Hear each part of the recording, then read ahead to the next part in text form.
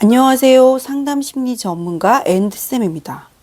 여러분, 좋아하는 것과 사랑하는 것이 어떻게 다른지 아세요?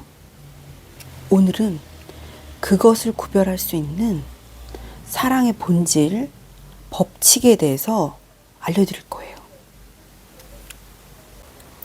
이 책에 보면은 좋아하는 것과 사랑하는 것의 차이가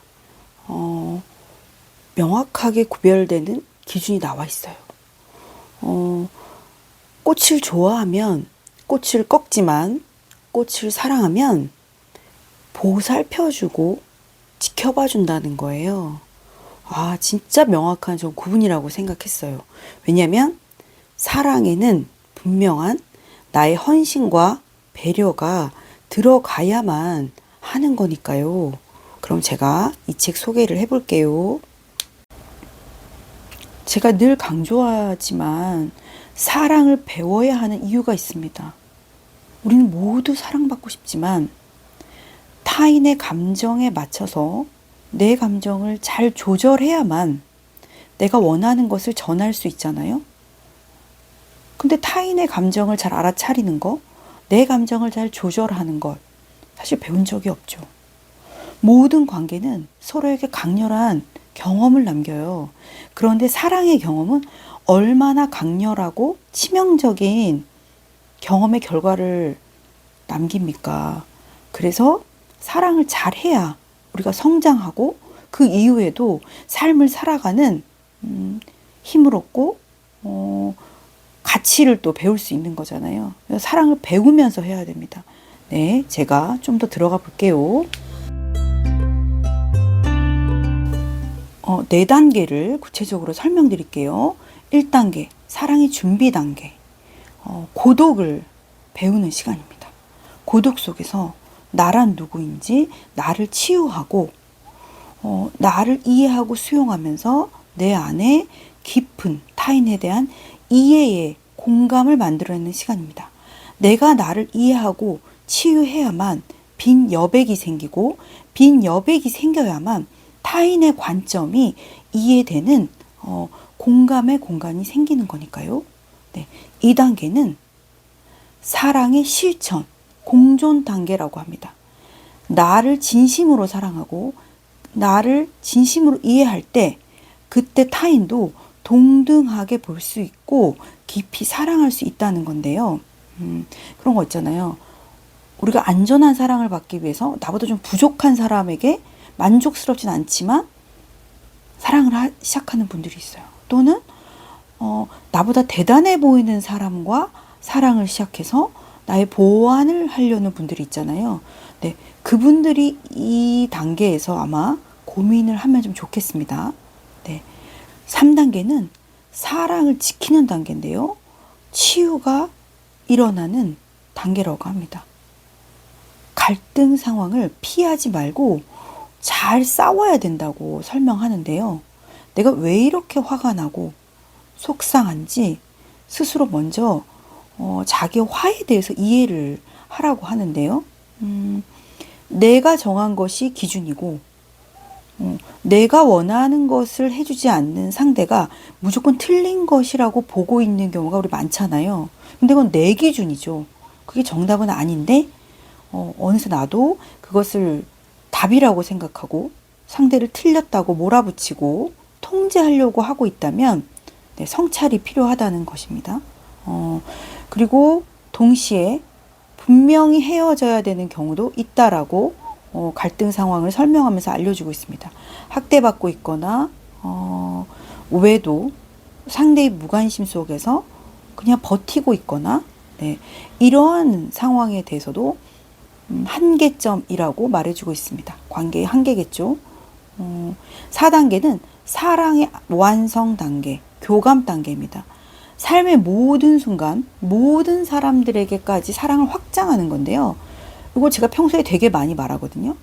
우리가 소개팅 잡혔을 때만, 마음이 가는 파트너, 호감이 가는 사람 앞에서만 여성적, 남성적, 내 장점 어필 이렇게 할 게 아니라 내가 괜찮은 사람이 되어 있도록 그냥 평상시에 나를 키우는 거예요. 선생님 지나가는 사람한테까지 친절해야 돼요? 저 관심 없는데요? 그쵸? 근데 그건 내 태도가 어느 순간 드러나는 거잖아요. 그냥 나를 키우는 거예요. 그럼 제가 이제 그런 말 하죠. 근데 꼭 그 관심가는 이상형 앞에서만이 아니라 당신이 어디서나 괜찮은 사람이면 누가 당신에게 내가 아는 누구누구를 소개해주고 싶다. 당신 참 괜찮다. 이런 말을 듣기 시작할 것이다. 그 단계가 당신이 누가 봐도 좀 괜찮아 보이는 것을 흘러나오게 하는 단계가 됐을 거다. 이런 얘기를 되게 많이 하거든요. 제 상담에서. 뭐 누굴 잘 보이기 위해서 하는 게 아니라 내 스스로가 누가 날 평가하든 말든 그냥 모두에게 친절하고 늘 내 감정을 안정되게 조절하는 사람인 거죠. 그리고 옆에 누가 이렇게 힘들어 보이면 다가가서 말 한마디 할 수 있는 여유를 가진 사람이 되는 거죠. 네. 이것이 이 책에서 말하는 4가지 단계인데요. 그 4가지 단계에서 8가지 법칙을 소개하고 있어요. 이 책의 제목이 사랑의 8가지 법칙이잖아요. 8가지를 아주 구체적으로 아주 쉽게 설명하고 있어요. 정말 꼭꼭 읽어보셨으면 좋겠습니다. 네. 저는 이 중에서 1법칙과 2법칙을 중심으로 오늘 이야기를 해보려고 합니다. 1법칙은 홀로 지내며 관찰하기였잖아요. 솔로일 때 시간을 잘 보내야 됩니다.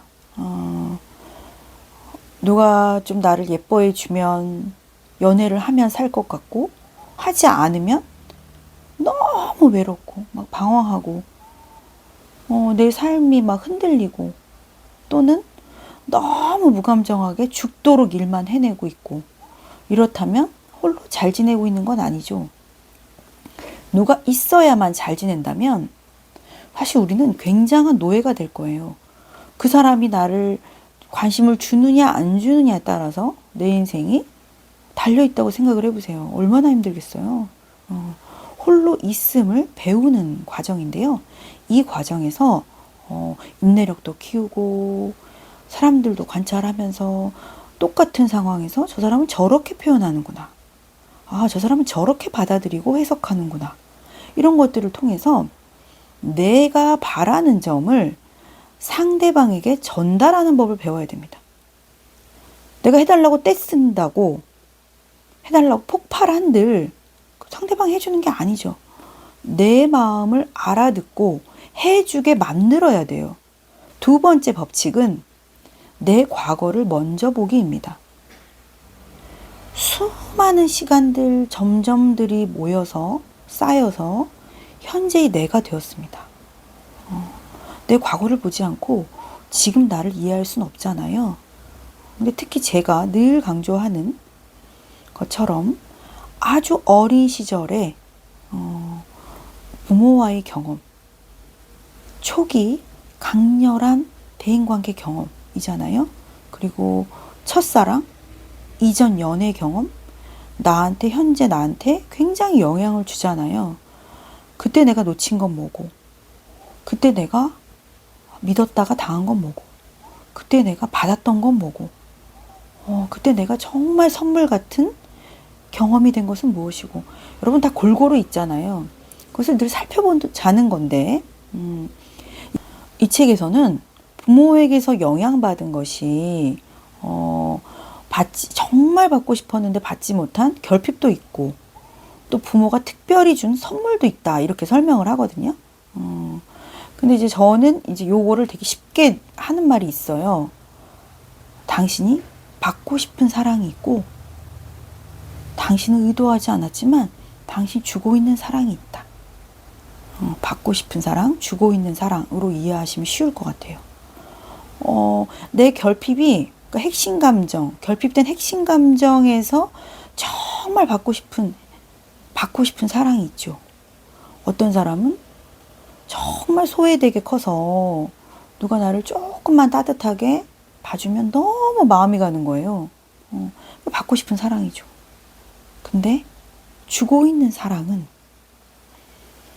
내가 정말 그러고 싶진 않았지만 정말 무관심한 엄마. 그냥 현실이 답이다. 사실 네 꼬라지가 그렇다. 이렇게 너무나 온기가 없는 그 느낌이 싫었는데, 내가 그 엄마의 그게 너무 싫었는데 내 몸에 그것은 다 새겨졌어요.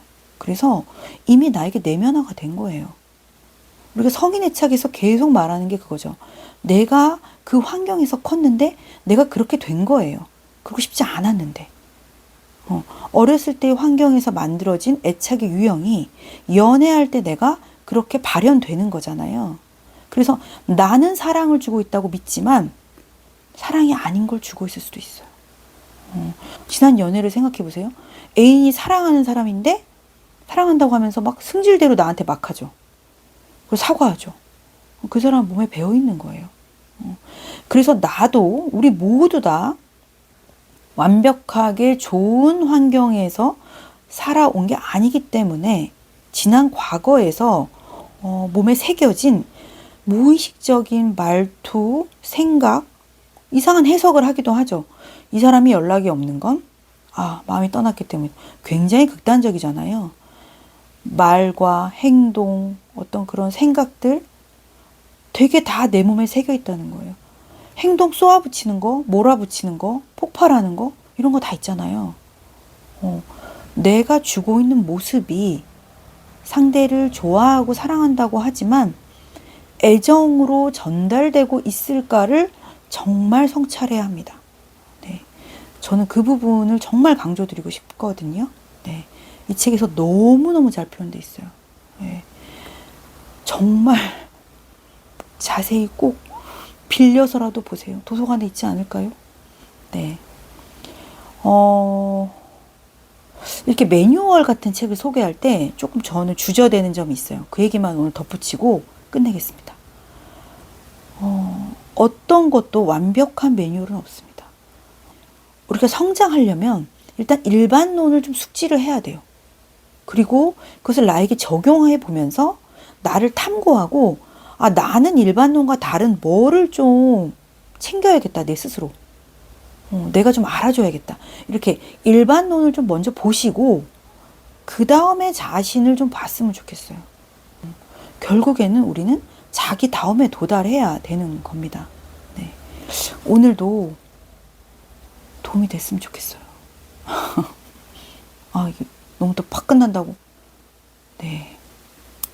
아무튼 올해가 가기 전에 이 쌀쌀한 추운 겨울날 지난 사랑을 정산해 보시고 앞으로의 사랑의 계획을 세우시는 시간이 좀 있으셨으면 좋겠습니다. 네. 오늘도 감사합니다.